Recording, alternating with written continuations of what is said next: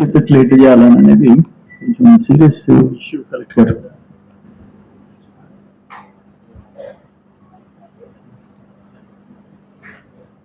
Revenue అధికారులు collector గారికి చెప్తున్నాము, కలెక్టర్ గారు అగ్రికల్చర్ డిపార్ట్మెంట్ ఇప్పటికే ఆ యొక్క పంట నష్టం ఏ మేరకు జరిగింది, అది కమర్షియల్ క్రాప్స్ అయినా సరే, మన తోట పంటలైనా సరే, వరి ధాన్యమైనా సరే, ఎక్కడ నష్టం జరిగింది ఏంటి, ఆ రైతులు ఎంతమంది, ఎన్ని పుట్ల ధాన్యం తడిచింది, ఎన్ని ఎకరాల్లో ఈ యొక్క బొప్పాయి కానీ, ఆరెంజ్ కానీ, నిమ్మ కానీ, ఇటువంటి పైర్లన్నీ దెబ్బతిన్నాయి, హార్టికల్చర్ ఇవన్నీ కూడా ఎస్టిమేట్స్, ఆ రైతుల యొక్క పరిస్థితి అన్ని కూడా ఎన్యూమరేట్ చేయమన్నాం.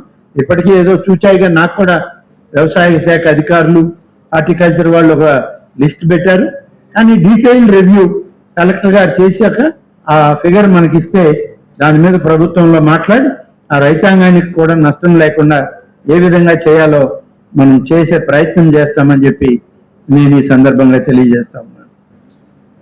విలేజ్లకి ఎకరాలకి సాగునీరు ఇవ్వాలనేటువంటిది నిర్ణయంగా ఇవాళ మేము చేయడం జరిగింది. అది మీ అందరి ఆమోదంతో తీసుకునే నిర్ణయం అని చెప్పి నేను మీ అందరికీ మనవి చేస్తూ, తెలుగు గంగ విషయంలో కూడా మరి కళ్యాణ్ గారు చెప్పారు, ఇక్కడ అన్ని ఎక్కువగానే ఉన్నాయి కానీ ఎక్కడ తక్కువ పెట్టలేదు. స్వర్ణముఖి 2 టీఎంసీల కన్నా 3 టీఎంసీలు పెట్టమని వారు అడిగారు.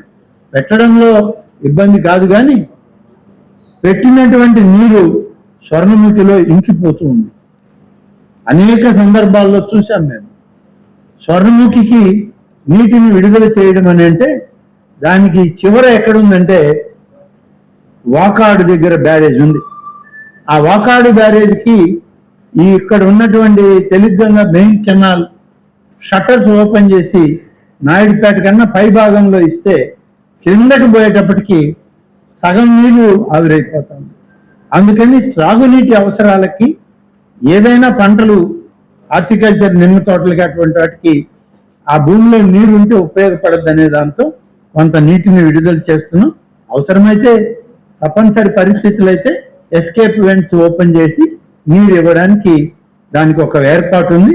తప్పకుండా మరి అది చేయడం జరుగుతుంది. కొన్ని విషయాల్లో తిరుపతి జిల్లాలో ఒక ప్రత్యేకత ఉంది. తిరుపతి జిల్లా మొదటిది మన దగ్గర ఉండేది, మనకందరికీ తెలిసింది తిరుపతి మహానగరం. తిరుమల భారతదేశం నుంచే కాదు విదేశాల నుంచి కూడా తిరుమలకి భక్తులు వస్తూ ఉన్నారు.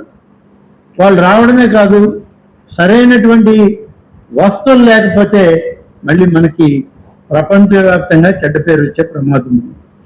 ఎప్పుడు మీరు అడిగినా అది ఐఐటి తీర్మానమా లేకుంటే ఒక మంత్రి గారి అవసరమా లేదు. నేను జిల్లా కలెక్టర్ గారిని కోరుతున్నా, మన కండలేరు రిజర్వాయర్, సోమశిల రిజర్వాయర్ని బేస్ చేసుకొని ఎంత అవసరం తిరుపతి, తిరుమలకి, ఆ శ్రీకాళహస్తి, ఆ ప్రాంతాలకి త్రాగునీరు అవసరము ప్రభుత్వం నుంచి ఆదేశం రాగానే విడుదల చేయడం అనేటువంటిది మన బాధ్యత. ఆ బాధ్యత ప్రకారం తప్పనిసరిగా చేయాలని చెప్పి నేను జిల్లా అధికారులను కోరుతున్నా. కలెక్టర్లు తిరుపతి వారితో కూడా మనం ఎప్పటికప్పుడు సంప్రదింపులు జరుపుకుంటూ ఉంటాం. అయితే నేను వెంకటగిరి శాసనసభ్యుడిగా ఉన్నప్పుడు నాకు కొన్ని నా దృష్టికి వచ్చాయి ఈ తెలుగు గంగ కింద. ఒకటి సత్యవేడు, శ్రీకాళహస్తి. మీరు నీళ్ళు ఇవ్వాలా చేయాలా ఈ మీటింగు మనం అందరం కూర్చొని ఎంతసేపు మాట్లాడుతున్నాం. అక్కడ పైరు పెట్టేసి ఉంటారు. షార్ట్ డ్యూరేషన్ క్రాపా, ఐడి క్రాప్సా, మెట్ట పైర్లా ఏం లేదు. వాళ్ళు ఆ నిమ్మ ఉంటుంది, ఆ కాలువ నీళ్లు, పాత నీళ్ళు ఉంటాయి, ఆ కొద్ది కొద్ది నీళ్ళతో నార్లు పోసేస్తారు, పెట్టేస్తారు. పెట్టేసి మేము నీళ్ళు పైరు పెట్టేసాం, మాకు ఇవ్వండి అంటే. కాబట్టి ఇది ఒక చిన్న సమస్య ఉంది అక్కడ. ఎక్కువగా మనం దాన్ని ఫేస్ చేస్తూ ఉంటాం. ప్రతి 2 సంవత్సరాలకు ఒకసారి చాలా ఇబ్బందికరమైన పరిస్థితి అది.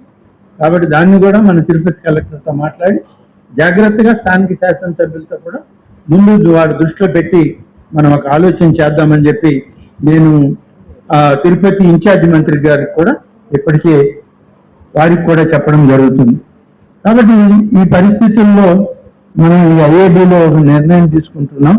ఒకటి, మనకి కొంత నిధులు వచ్చాయి. ఆ నిధులు తక్కువ అయినా వాటిని నేను కలెక్టర్ గారికి చెప్పింది ఏంటంటే, ఎన్ఆర్ఈజిఎస్లో మాన్యువల్ లేబర్ ఉపాధి హామీ పని చేయడానికి అవకాశం ఉంది. దాన్ని ఏ విధంగా సింక్రనైజ్ చేయాలనో ఒకటి రూరల్ డెవలప్మెంట్ కమిషనర్ గారితో కూడా మాట్లాడి ఆ యొక్క ఎన్ఆర్ఈజిఎస్ గ్రాంట్స్ ని ఉన్న మన ఇరిగేషన్ రెగ్యులర్ గ్రాంట్స్ తో కలిపి మనం ఎంత మేర చేయగలము అనేటువంటిది ఒకటి ఫిక్స్ చేయండి.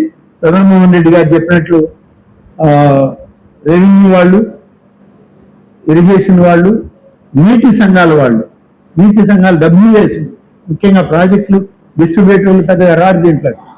WA చైర్మన్లు, వాళ్ళ ఎంపీడీఓ, అక్కడ ఉన్నటువంటి ఇరిగేషన్ ఏఈ కానీ జేఈ కానీ, అలాగే గోమా పీడీ దగ్గర నుంచి వచ్చేటువంటి అక్కడ ఆఫీసర్లు, ఆ మండల ఆఫీసర్లు ఎవరైతే ఉంటారో వాళ్ళు కోఆర్డినేట్ చేసుకొని ఈ యొక్క ప్రతిపాదనలు చేసేటప్పుడు ఎమ్మెల్యే గారి ఆమోదంతో ఆ ప్రతిపాదనలు జిల్లా కలెక్టర్కి రావాల్సి ఉంటుంది.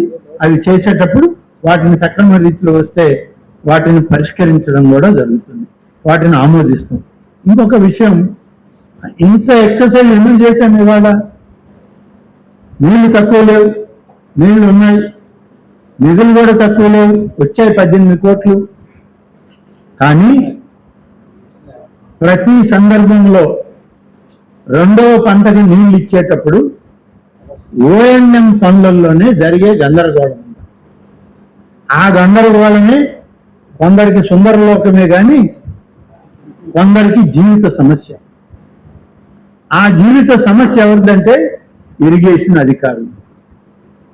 ఇరిగేషన్ అధికారులు ఈ జిల్లాలో గడిచిన 20 సంవత్సరాల్లో 3 సందర్భాల్లో డిపార్ట్మెంటే సస్పెండ్ అయిపోయిన, ఇంకా విజిలెన్స్ కేసులు ఎదుర్కొంటున్నటువంటి వాళ్ళు అనేక మంది ఉన్నారు.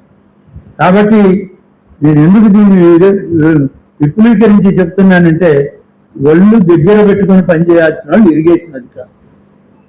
మీలో కానీ ఎక్కడైనా తేడా వచ్చి ఒక అలిగేషన్ అనేది బయటకు వస్తే దాని మీద విజిలెన్స్ ఎంక్వైరీలు ఉంటాయి, ఏసీబీ ఎంక్వైరీలు ఉంటాయి, దాని మీద తర్వాత ప్రభుత్వ చర్యలు ఉంటాయి.